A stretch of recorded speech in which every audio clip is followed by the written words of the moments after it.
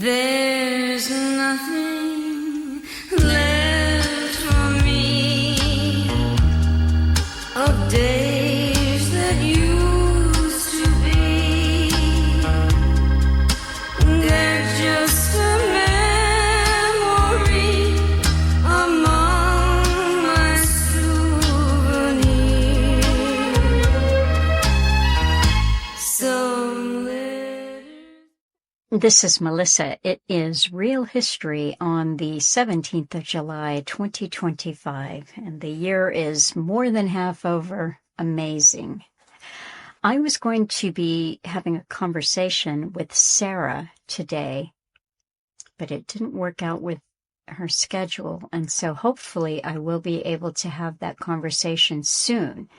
But just to tell you briefly that Sarah is the daughter of Henry. I did a real history with him. He's a longtime listener to Alan Watt. He was one of the first real histories that I did in the spring of 2023, and I entitled that one Henry's Log Home. And he's an interesting man, and he built the log house himself with the help of his wife. And while they were building it, the oldest daughter was born. He has 3 daughters. And Sarah, I believe, is the youngest. And she and her husband have actually read Alan's book. So this is a second generation. So anyway, she's working on a PhD on something that I thought was so interesting and futuristic that I wanted to talk to her about it. And she agreed. We had a nice conversation. So she's working on a very interesting project, but I'm not sure what parts of it she wants to share. It will be enough so that you get a sense for what she's working on and you'll understand why I was intrigued. But because I'm not doing that, I thought I would just plug the mic in and ramble about a few things that were on my mind today and this week in general. There was a sad story that I saw in the news a couple of weeks ago, and it was about a female police officer in her mid-20s who died after undergoing cosmetic surgery. So what she did was, they call it a Brazilian butt lift, and it is risky, I guess. And they take the fat, they removed fat from 12 areas of her body, and then they inject it into the buttocks. And I'm not sure if there's also, besides that, some kind of lift that goes along with it, but it's very sad. And this is not the first death, of course, of those kinds of procedures.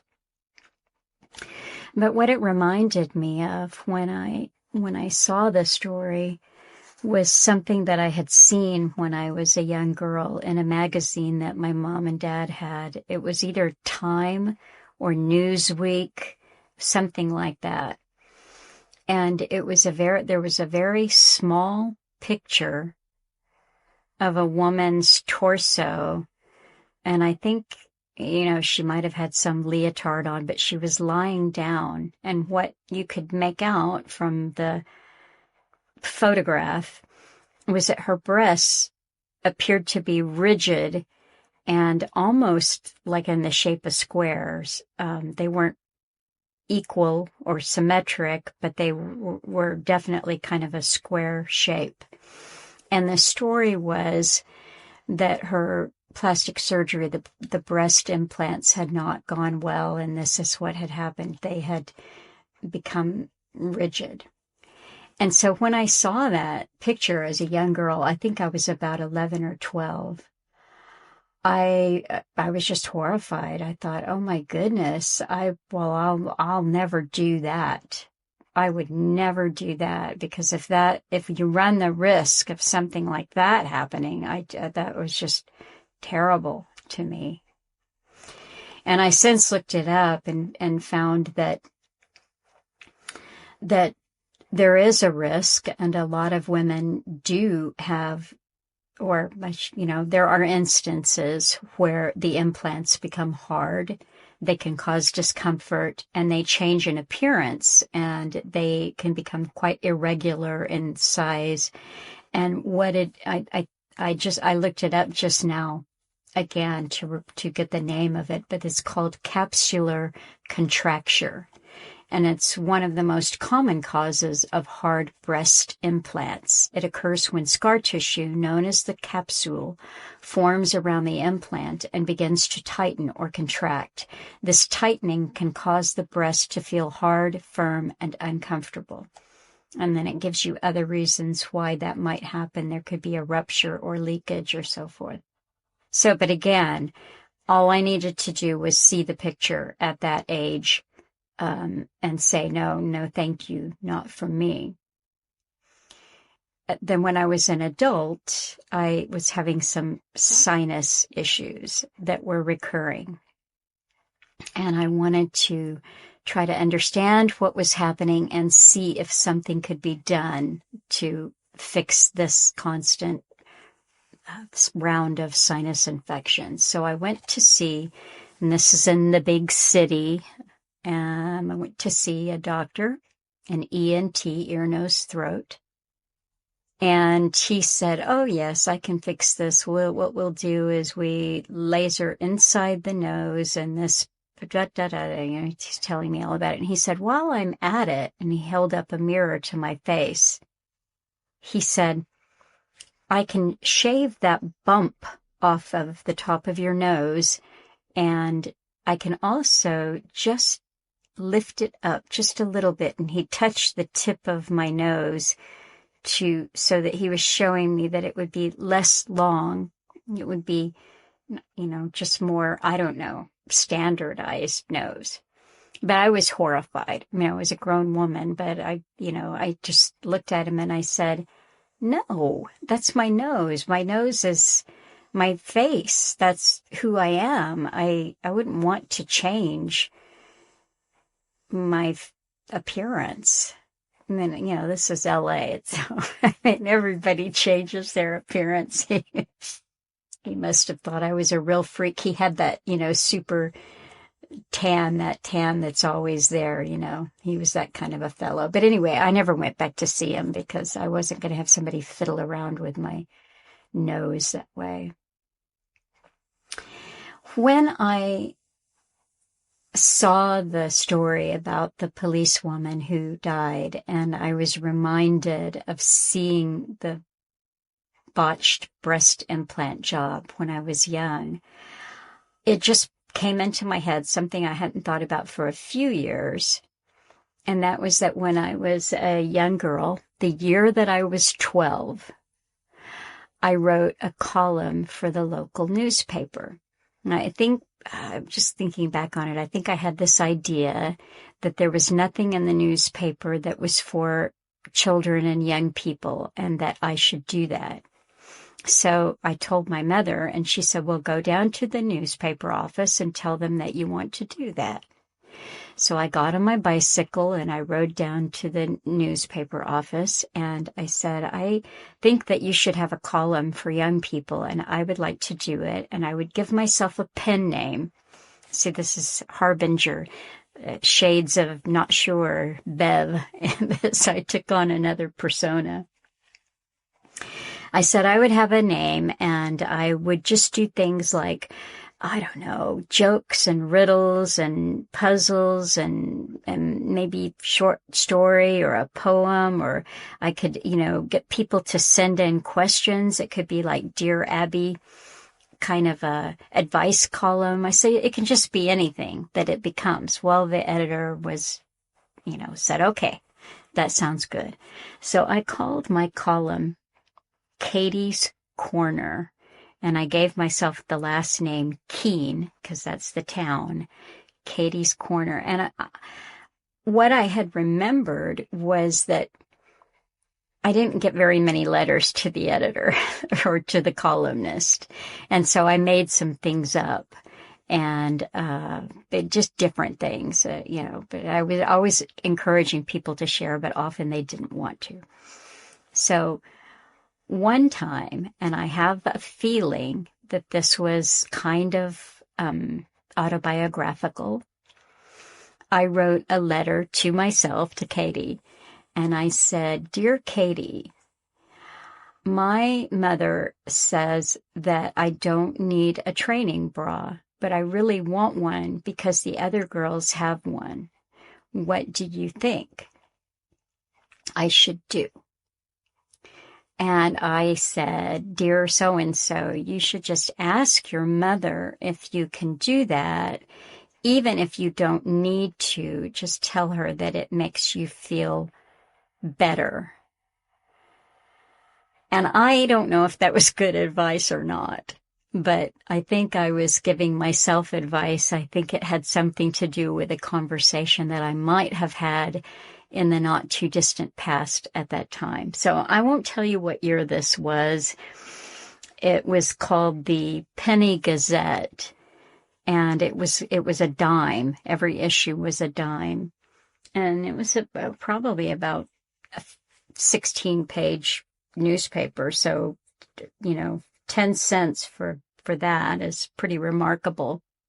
And I was scrolling through it, and there was the fold out were ads for things. And I was looking at the price of food, and it was just very discouraging. Well, there's a couple of things going on there. I had mentioned with Neil Foster last week that there's 3 vape smoke shops in town, a couple of dollar stores, no restaurants and everything. Well, naturally, there's no newspaper in the town anymore. And I had mentioned there's no grocery store. So the groceries that were being advertised were on the long gone grocery store. But at any rate, in that day, the year that I'm not telling you, a pound of margarine was 69 cents, and 16 ounces of peanut butter was something like, well, let's just look and see. What was it? A pound of peanut butter. 16 ounces of peanut butter was 79 cents. And they had some Del Monte corn, and they were big cans of corn and big cans of green beans. They were 16 ounces, so that's a pound there. So I thought, well, I don't eat canned beans and margarine nowadays. I wouldn't be able to tell you what that costs, or peanut butter really for that matter. So Skippy, that was 79 cents for 16 ounces, is now $2.99. And a pound of vegetable oil spread or margarine that was 69 cents is now $3.69.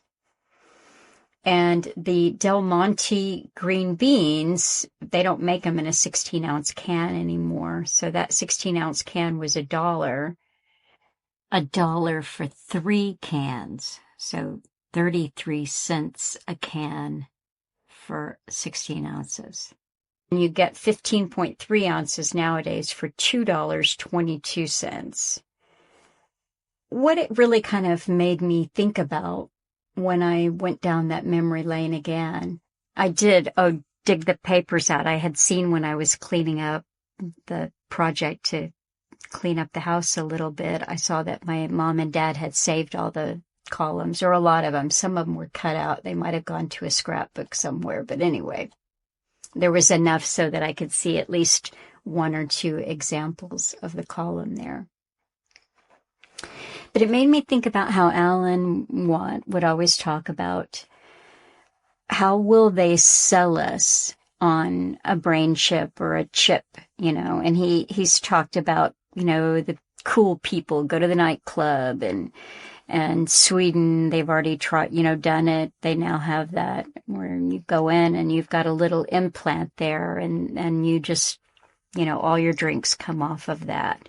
It's a grain of rice, or you can have a tattoo, little tattoo. So he was talking about, well, tattoos will accustom people to wearing something that then becomes some kind of an ID or some kind of a biodigital marker.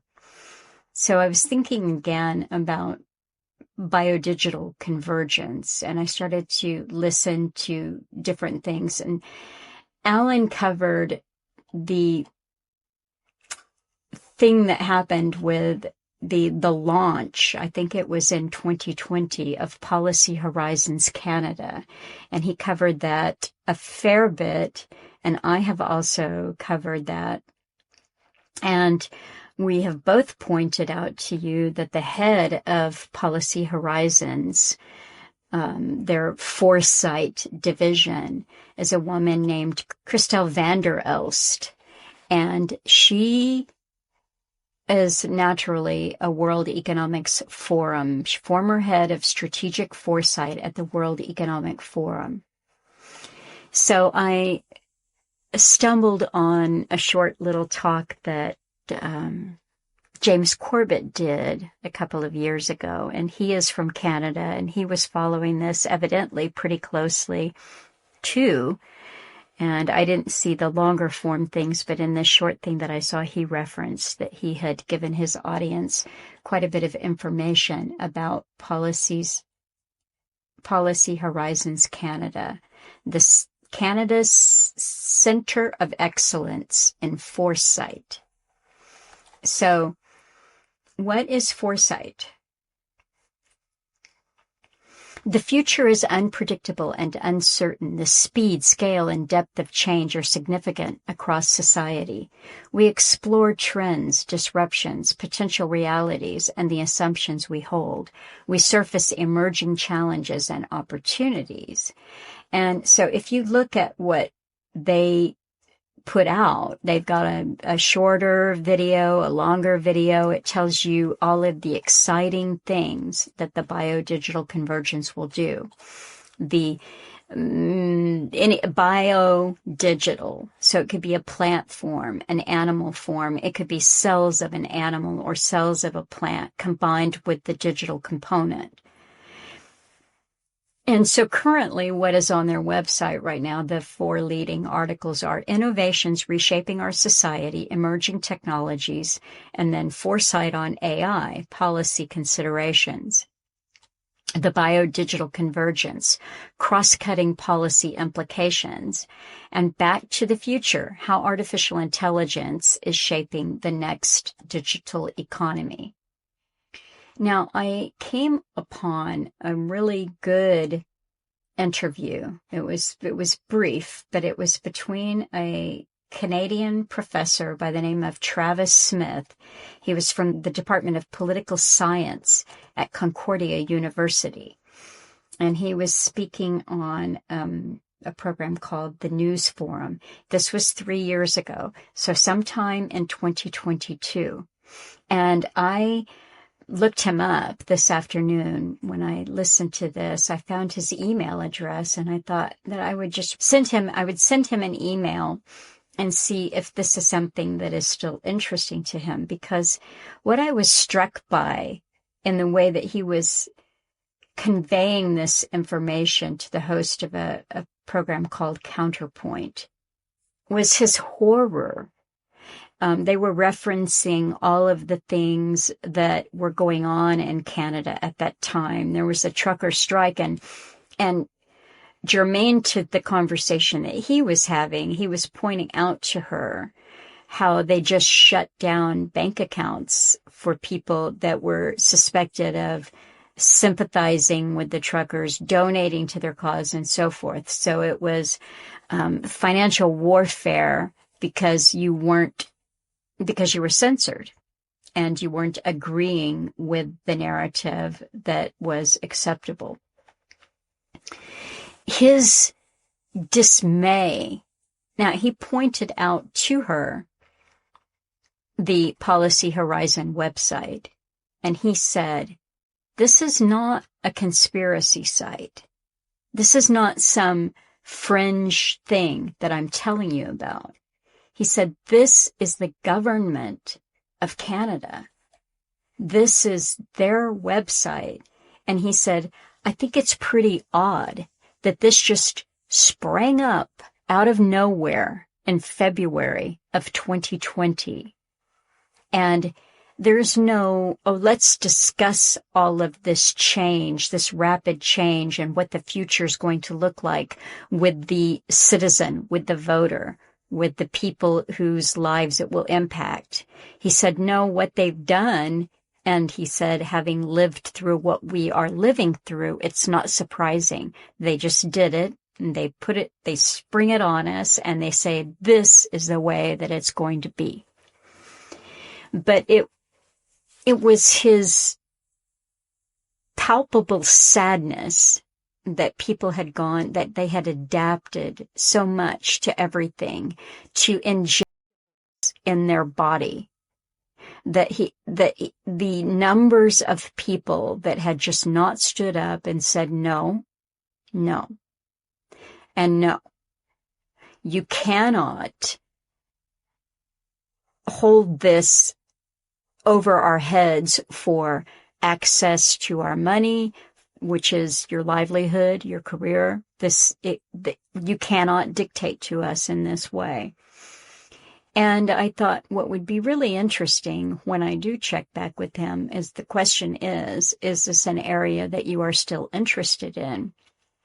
And if it is, to talk with him, because memory, I think remembering what we've lived through, remembering the horror of that particular period, and then applying it, because he was already talking about the way in which this take into your body, what would it do? What could it do? What might it do? And there's no discussion about it. And I'm just curious that this is a question that I've asked a lot of people who began to, for the very first time, see something ugly during COVID. And for a lot of people, then it was, let's dig in and see, is there something behind this? Is there a history to it? Or was this just a one-off and we'll get through it and do the best we can? And if we have to talk about fallout, we will. If we have to collate what happened with untimely deaths, then we can do that. But if we don't have to, let's just move on and talk about the Epstein files or whatever, all of which, has an impact in a way on our lives insofar as we could possibly allow it to seep into us just how rotten the system is. But I don't know. I was listening this afternoon to something that live streamed with 3 dissident voices in Ireland, and their discussion about Trump and the Epstein files, it revealed so much about the hope that they still had, that Trump could possibly be sincere, or, it was astonishing to me. And I actually commented, and I typically don't, but I made the comment that I didn't understand how there could be any doubt about who Donald Trump was if you can remember Operation Warp Speed. That's all. And then the thing that Alan Watt reminded us quite often was his campaign promise the first time around was he was going to streamline the whole new drugs to trial process and make this much easier. And it all seemed, for our benefit at the time, but you only needed a short amount of time into the future, go into the future and see the whole operation hit the ground. And then you could understand, oh, I see why it would benefit this agenda, this plan, this operation, if that drug trial process was quickened and streamlined, and all the safety checks. Let's just take the brakes off those wheels and let it fly. Anyway, biodigital convergence. So while I was, last evening spending some time on this, and today I stumbled upon a body, again, speak of the things that they just create and don't really advertise and you don't hear. But I saw a woman, some science techie kind of lady, who was giving a presentation, a video presentation on the amazing things that were going on in the field of biodigital convergence. And I looked up to see where she was coming from and what this was, and it was from an agency called Advanced Research Projects Agency. Now, does that sound familiar? ARPA. Advanced Research Projects Agency for Health. So it's ARPA-H. Is an agency within the Department of Health and Human Services. Its mission is to make pivotal investments in breakthrough technologies and broadly applicable platforms, capabilities, resources, and solutions that have the potential to transform important areas of medicine and health for the benefit of all patients. Okay. So I scroll down, they give us the history of DARPA, formerly ARPA, ARPANET, the things that says DARPA is widely known for creating ARPANET, the predecessor of the internet, and has been instrumental in advancing hardened electronics. I dare say that's better than hardened breasts. Sorry, I couldn't help it. Brain-computer interface technology, drones, and stealth technology. Inspired by the success of DARPA in 2002, the Homeland Security Advanced Research Projects Agencies, HSARPA, was created. And then they go on and tell you all of the different things that Intelligence Advanced Research Projects, IARPA, leading up to the creation of this in 2022. Now, they talk about some of the different things where monies could potentially go to. Cancer vaccines, pandemic preparedness, prevention technologies, and less intrusive wearable blood glucose monitors. Less intrusive wearable blood glucose monitors, and patient-specific T-cell therapies. Now, that's an interesting one, too. Additionally, skipping a little bit, one of the first grants from the organization was to its DigiHeals initiative for innovative research that aims to protect the United States healthcare system against hostile online threats. Now, I heard this guy's name on a video that I watched last night, but I don't remember how to pronounce it now, but it's Christian Dameff. He has a handle. He's a hacker. So he's got a handle. And Jeff Tully, medical doctors and medical cybersecurity researchers at the University of California, San Diego School of Medicine, as well as another cybersecurity expert. So I looked up Christian Dameff and Jeff Tully, and Jeff Tully had actually he was described in his youth, it says here, as being interested in biohacking. See if I can find this again. While attending the University of Arizona College of Medicine, Phoenix, Tully showed an interest in biohacking, presenting at DEF CON 20 in 2013. He graduated and specialized in anesthesiology and pediatrics. So I looked over to see what was DEF CON, and it's a hacking conference, a hacker convention. So I didn't know that. Those of you who follow hackers, you'll laugh. So DEF CON is a hacker convention held annually in Las Vegas, Nevada. The first DEF CON took place in June 1993, and today many attendees at DEF CON include computer security professionals, journalists, lawyers, federal government employees, security researchers, students, hackers with a general interest in software, computer architecture, and so forth, and hardware modification, and basically anything that could be hacked. And what was interesting to me, and thinking about Yuval Noah Harari, is anything that can be hacked is you. And so I watched some of those videos, and these guys, I don't know. I'm just saying I probably wouldn't have hung out with them in my youth. It's a whole different language that I'm not sure is really all that interesting to me. But see, biohacking, when they talk, a biohack could be a cup of coffee, right?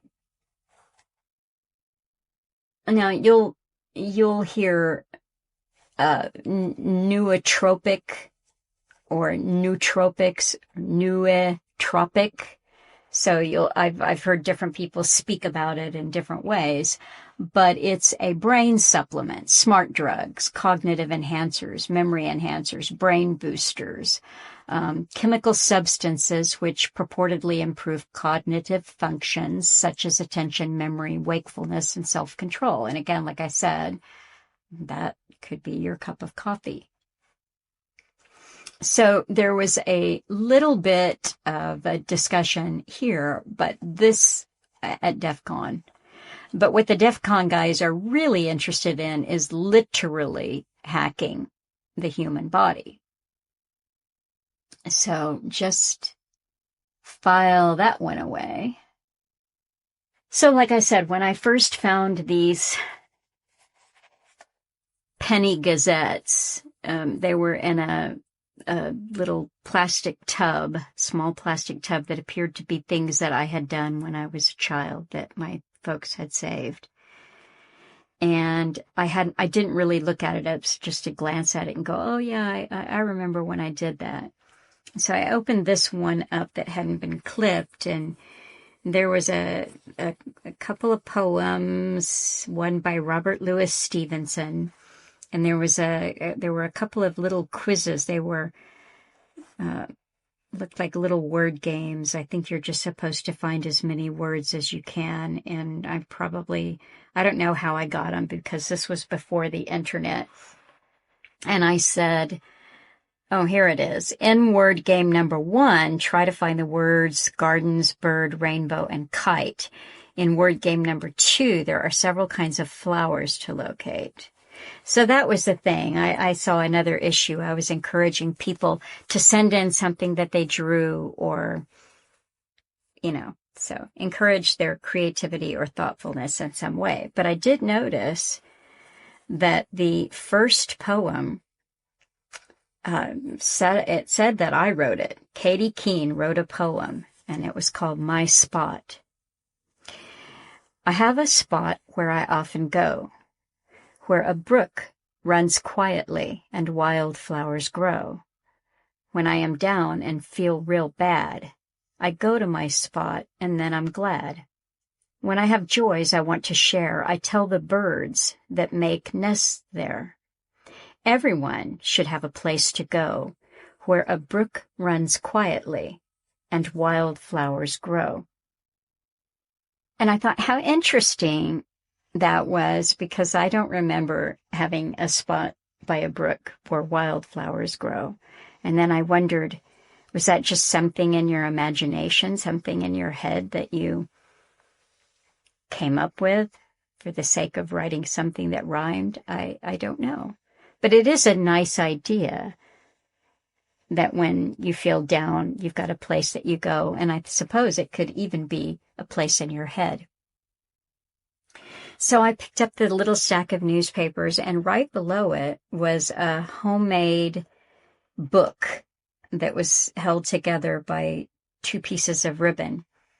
And it had the title on the front of it, Poems. And the pages were uneven, but they were very colorful. The top is green, and it's got ribbon around it, and then there's some red stock and some green and some blue stock and so forth. And it looks like, I don't know if this was intentional or not, but the holes are punched twice on one page. It's looking at the writing, it's something that I did, and I think I probably would have been about 11, gauging by the handwriting. And I got a 97 out of 100 on it. My teacher called me by my childhood name, Missy. And she said the cover, I got a 19. And I don't know what number means, but that's a 19. And FA, I got a 20. And neat was a 20. And attractive, is that the same thing? ATTR dot and neat. I got a 19 there with 3 stars by that. So she really liked that even though, but she put by the stars. Oh no, I get it. Those are demerits. See, I had to take everything as a compliment. All the stars are where I lost those points. Okay, she said the first one, cover page is narrower than some other pages. And then the next place where I lost a point, she said some poems are not complete. And then the third one, she said uneven width of pages. So I lost 3 points because the cover wasn't flush with the rest of the book and they were uneven. And I just looked at it and I thought, well, that's a good sign. I wasn't a perfectionist. That's healthy. And then I wanted to go through and see where did I lose points on an incomplete poem. Now, these weren't my poems. They were something that I got from other people. And this one is Henry Wadsworth Longfellow. And I've noted there that he lived from 1807 to 1882. And the title of the poem was Life. And she put in the margin, this is not the entire poem. So here are the 2 stanzas that I chose to include. Tell me not in mournful numbers, life is but an empty dream. For the soul is dead that slumbers, and things are not what they seem. Let us then be up and doing, with a heart forever. I can't read my own writing there. With a heart for any fate, still achieving, still pursuing, learn to labor and to wait. So then I thought, well, let's just see what that whole poem is that I only chose 2 stanzas from. So here it is. It's called A Psalm of Life. What the heart of the young man said to the psalmist. Henry Wadsworth Longfellow. Tell me not in mournful numbers, life is but an empty dream, for the soul is dead that slumbers, and things are not what they seem. Life is real, life is earnest, and the grave is not its goal. Dust thou art, to dust returnest, was not spoken of the soul. Not enjoyment and not sorrow is our destined end or way, but to act, that each tomorrow find us farther than today. Art is long and time is fleeting, and our hearts, though stout and brave, still like muffled dreams are beating funeral marches to the grave. In the world's broad field of battle, in the bivouac of life, be not like dumb, driven cattle. Be a hero in the strife. Trust no future, however pleasant. Let the dead past bury its dead. Act in the living present, heart within and God o'erhead. Lives o'erhead, like overhead. Lives of great men all remind us we can make our lives sublime and departing leave behind us footprints on the sands of time. Footprints that perhaps another, sailing o'er life's solemn main, a forlorn and shipwrecked brother, seeing, shall take heart again. Let us then be up and doing, with a heart for any fate, still achieving, still pursuing, learn to labor and to wait. So I considered this. I think I know who the teacher was. She's long gone. I liked my segue. I liked the two stanzas that I chose, first and last. For the soul, here's the last line of the first stanza and the first line of the second. For the soul is dead that slumbers, and things are not what they seem. Let us then be up and doing, with a heart for any fate. I just didn't see why she wouldn't like the abbreviation. I want those 3 points back. I got a letter from a listener, and I wanted to share just a little bit of it because it pertains to the topic of biodigital convergence. They said that they had been listening several times to a talk of Alan's entitled Cosmic Conscience to Soma Coma, June 14, 2007. And he started out talking about chemtrails, which I had talked about in a recent Redux, and therefore that tied in. This listener said, "You've been focusing recently on the bars of the cage around us moving in closer. I agree. This includes the full spectrum surveillance that Aman Jabi talks about, and the control of our minds by EMF and nanodust and self-assembling structures in C19 injections that David Hughes discusses." Then they went on to talk a little bit about Aman Jabi's information and David Hughes' information in particular, and wrapped up that thought by saying, I agree with Alan's perspective on physical chips. I don't think Alan's take is behind the times or outdated at all. Because I have mused recently that the brain chip was the tech in the late 90s and the early 2000s, but was that really where we were going with this? Could it be nanobots delivered some other way? So the writer continues, here Alan seems to agree with David Hughes, he said. They know the language coding of the frequencies of different neurons, the different types of muscles, etc. They can make you even hear a voice speaking from your knee if they wanted to. At least that's how it would appear to you. They've had that for a long time because of the higher level of science, that which is not published to the public, to a very naive public that forget during the Cold War all the con games and secrecy that was going on. They knew then that everything given to the public, at least they knew then, was really obsolete. But after saying that, Alan qualifies it.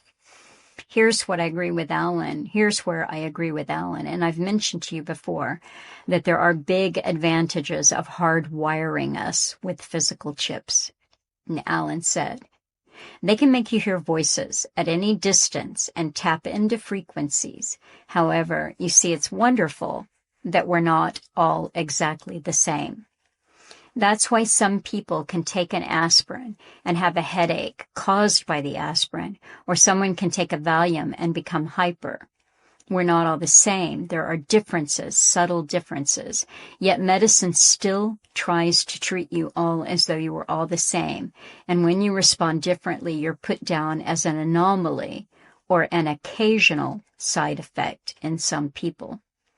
The herbal industry is just the same. They try and treat everyone as though they were the same. We're not. Then the listener said, here's the clincher. And this, again, is another quote from Alan. Why the rush towards a chip in the brain? You're dealing here with totalitarianism, remember, where every possible base must be covered. All the ifs, all the little ifs. To be a god, you've got to have everybody totally under control, and the only way they can be sure that everyone is under is to ultimately chip them. Yes, all military weaponry is designed to work on the vast majority of people, but since it's cost effective, they don't go for everyone. That's why they have to get ultimately everyone chipped, because the regular techniques don't work on the complete population. On most, they will. Peace to them is absence of all opposition to their plans. Peace is when every mind is conquered and owned by a small dominant minority at the top. Godhood cannot be declared openly if one knee refuses to bow. And there is actually a not sure piece that went along with the Redux when I played this one again with that title. Godhood cannot be declared openly if one knee refuses to bow. That is the good news, isn't it? So, Sources of the Japanese Tradition, Volume 1. This is the reader, the listener, continuing. I mentioned to you that I'm reading this book, which was published in 1958 by Columbia University Press through a grant from UNESCO. It starts by looking at the earlier historical records on Japanese civilization, as well as foundation myths. As for the earliest historical records, these were recorded by the Chinese and involve a delegation from Japan visiting the Chinese emperor in 297 AD on behalf of Queen Pimiko. The country had formerly had a man as a ruler. For some 70 or 80 years after that, there were disturbances and warfare. Thereupon, the people agreed upon a woman for their ruler. Her name was Pimiko. She occupied herself with magic and sorcery, bewitching the people. Though mature in age, she remained unmarried. She had a younger brother who assisted in ruling the country. After she became the ruler, there were few who saw her. She had 1,000 women as attendants, but only one man. He served her food and drink and acted as a medium of communication.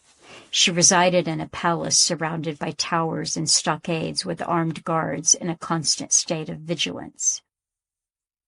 This listener said, so she's the first known ruler of Japan according to tradition. It goes on a bit later. When Pimiko passed away, a king was placed on the throne, but the people would not obey him. Assassination and murder followed. A relative of Pimiko, a girl of 13, was then placed on the throne, and peace was restored. Then this listener tells me about the birth of the sun goddess. The empresses and emperors were all descendants of Amaterasu, the sun goddess, who sent her grandson down to earth to mate with a dragon princess who lived at the bottom of the ocean. Tying this back to what Alan said, what I'm getting at here is the rulers were descended from gods and were gods themselves. Even as late as World War II, Hirohito was considered a god. And regarding taking a knee, as Alan mentioned, in one passage in the book, it says that when the empress or emperor or anyone representing them passed on the road, everyone had to immediately stop what they were doing and take a knee.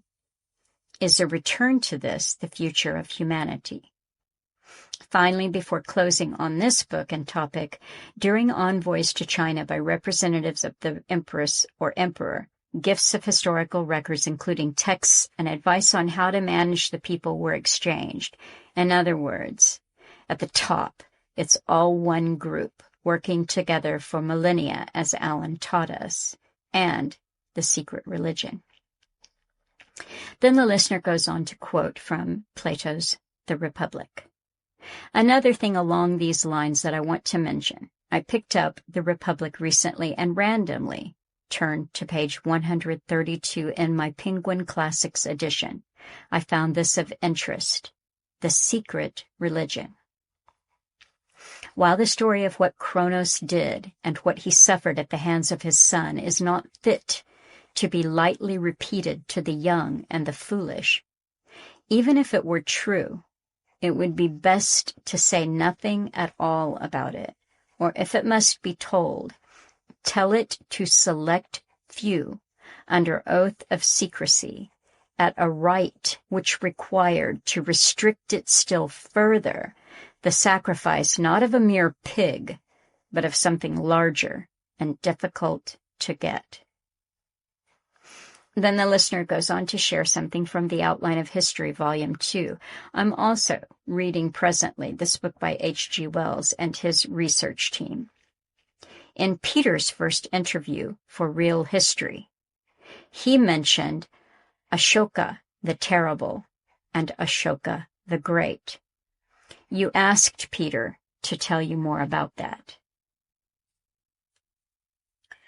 Wells writes about Ashoka enthusiastically. It's interesting that Alexander the Great had created his empire but stopped at the border of modern India during Ashoka's grandfather's reign. Wells writes on page 391-392 in my edition, Alexander had the unstable emotional imaginativeness of his mother, and side by side with such creative work he indulged in religious adventures. The gods of Egypt took possession of his mind. He wanted to settle certain doubts about his true parentage regarding his father. How gratifying, then, for him to discover presently that he was no successful mortal, but ancient and divine, the son of a god, the Pharaoh god, son of Amun-Ra. This listener goes on. Regarding Ashoka, he consolidated small kingdoms in India under his control. This was the same process that took place in Japan, and he sent a delegation to Egypt to learn and bring back secrets, the mysteries, by visiting Ptolemy II, who married his sister and co-ruled with her. As for Ashoka's conversion to and spreading of Buddhism in India, there's this line in Wells' History, page 445, about what happened after the last battle he fought that consolidated his control over most of India. The expedition was successful, but he was disgusted by what he saw of the cruelties and horrors of war. He declared in certain inscriptions that still exist that he would no longer seek conquest by war, but by religion, and the rest of his life was devoted to spreading Buddhism throughout the world. In conclusion, this listener writes, I guess what I'm getting at here is that Allen's teaching that those at the top of the pyramid and their immediate subordinates belong to a secret religion that goes back millennia. They work together. Bill Cooper said the mysteries are really about techniques to control people. I think Allen agreed, but thought there was even more going on than that, in a dark spiritual sense. And then he closes by saying that, he said, I know you think the singularity is very close. You mentioned 2028. I'm not saying that's wrong, but I think we have to live like things will continue on, steadily getting worse, but not necessarily an extreme final play like Cyber Polygon, World War III, or new pandemic anytime soon. I subscribe to Technocracy News, which is Patrick Wood's site, and I got a notice today, and it was about this article entitled, It's Here, the Externalization of the Agentic State. And it's a lengthy but very interesting article by someone that I thought I might have heard of before, but wasn't familiar with his work, by the name of Jacob Nordangard. Patrick Wood, the editor here, makes this note. Once an AI LLM, large language model, once an AI LLM model can create a single autonomous agent, it can create millions or billions. There is no limit except for the compute capacity of the ginormous data centers being constructed all over the country. Humans can create agents, but so can the AI itself. Imagine a swarm of AI agents created by an algorithm to make your life miserable, never giving up, ever expanding, ever intrusive. So I started to read that article, and it was lengthy, and I got sidetracked by something else. And then I was thinking about the letter that I got from the listener and implantables, and I was wondering where we were on the technology currently on biodigital sensors. And I was thinking about the breast implants and Elon Musk's Neuralink and the size of it. And I thought, what an enormous amount of scar tissue would form around that. And as it turned out, when I looked into it, that is a thing. Because when the chip or the implant is sizable enough, the scar tissue that forms around it actually gets in the way of reception. And so I decided, well, let's look and see something really, really tiny, but still implantable the way a chip is. What are they doing with, I had read before about flexible neural implants, and I just wanted to see where they are. And I will post a few things that have come out this year. Here's one from Georgia Institute of Technology. Researchers unveil nearly invisible brain-computer interface. And it is really tiny. They show you the implant that appears to be just barely subcutaneous. And it's, for scale, you see it around the hair follicles.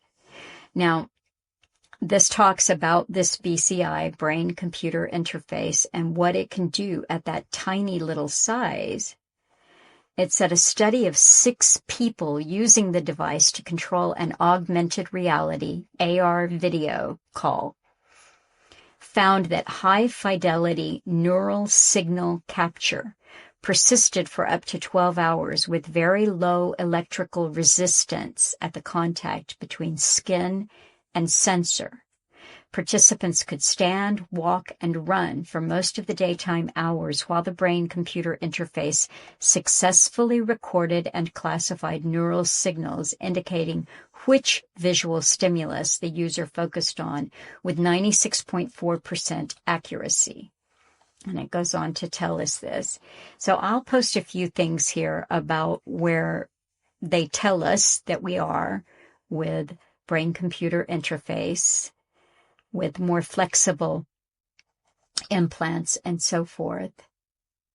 But before I do, I'm going to go back to this book of the poems that I had collected and put together for my class assignment when I was a child.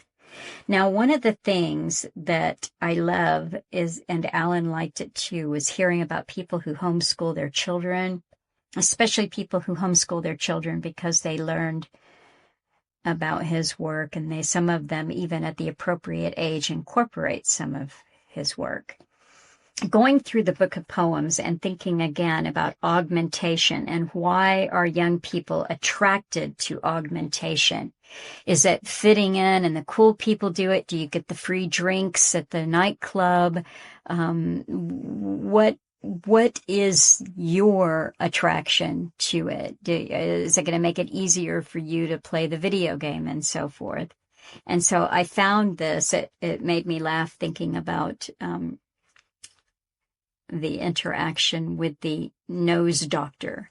The title of this poem is Everybody Says. Everybody says I look just like my mother. Everybody says I'm the image of Aunt B. Everybody says my nose is like my father's, but I want to look like me. And evidently this was written by somebody named Dorothy Addis. I went back to finish reading the article, which I will share with you, that I found on Technocracy News. And it's a good one. And then I wanted to find out a little bit more about Jacob Nordengard. So I looked, he has a Substack, and I looked at some of the things, and I thought, oh, this will be right up my alley. One of the articles, which I'll link to, which I also had time to read, was BRICS, that's the BRICS nations, and the Smart City of the Future, an instrument to promote necessary behavioral change. So I liked the look of it, and I thought I would definitely explore more. And then I saw that he had done an interview with someone, and he was promoting a book that he wrote called Temple of Solomon. And I read about that, and that was interesting. And then he did an interview with someone, and he was talking about Temple of Solomon. Towards the end, the person who was interviewing him said, "The book ends with a message of hope. Despite the challenging subjects it covers, what gives you optimism about humanity's future?" And he said, "This is based on personal experience. I believe that a force is brought to life within humanity if we as a species are threatened. It brings together all the bright minds that have the capacity to overthrow the overlords that seeks to dominate and subjugate us. I see this as a built-in defense mechanism. No machine intelligence can beat the natural intelligence in the end." And that hit me like a bolt from the sky, because indeed, and I'm always saying that, no machine intelligence can beat the natural intelligence in the end. But the point that he makes, that there is a force that is brought to life within humanity if we as a species are threatened, that is a very powerful thing. And that is the kind of interaction that I have with you. When I hear from you and I read a letter and you give me things to think about, well, think about it this way. So really, this writer is telling me, well, yes, you may be right. The singularity may come in 2028. He also made a little PS here. He said, Bill Cooper thought the Civil War would be 1998. After that, 2000. Alan mentioned 2012. I'm not saying 2028 won't be the year, but maybe not. Maybe not. I returned again to my little childhood book of poems that I made, that I got 3 points taken off for its uneven edges and incomplete poems, and I read something here called Don't Anger. You should not anger yourselves about this world. It does not care. Whatever comes, assign to its proper place in your little world, and you will be happy. And that was Plutarch. So I don't know what I knew about Plutarch when I was 11 or 12 years old, but I don't know much about him now. So I looked him up. I mean, just the vaguest of vague. He was like some historian. I couldn't tell you what period he was in. Here it is. He was a Greek Middle Platonist philosopher, AD 40 to 120s, biographer, essayist, priest at the Temple of Apollo in Delphi. He's known primarily for his Parallel Lives, a series of biographies of illustrious Greeks and Romans, and Moralia, a collection of essays and speeches. And it goes on to tell about what influences he had. What did he do? He wrote a life of Alexander that I don't think we're going to find in there, though, that Alexander had discovered that he was the son of Amun-Ra. Somehow I don't think that's in Plutarch's history of him. But it says here on his philosophy, he was a Platonist, but was open to the influence of the Peripatetics, and in some details even to Stoicism, despite his criticism of their principles. He rejected only Epicureanism, absolutely. It goes on to tell us about the religious, material, and other questions that he was interested in. But what interested me here was he wanted to explain the phenomenon of the world. This principle he sought, dyad, that's two-ness or otherness, The principle he sought, however, not in any indeterminate matter, but in the evil world soul, the anima mundi, the soul of the world, which was from the beginning been bound up with matter, but in creation was filled with reason and was arranged by it. And it goes on. You can look into it if you are interested. But world soul, anima mundi, it posits an intrinsic connection between all living beings, suggesting that the world is animated by a soul, much like the human body. When the going gets rough, when humanity is threatened with its destruction, then some bright sparks, and I don't think of that as intellect necessarily, something else that animates us.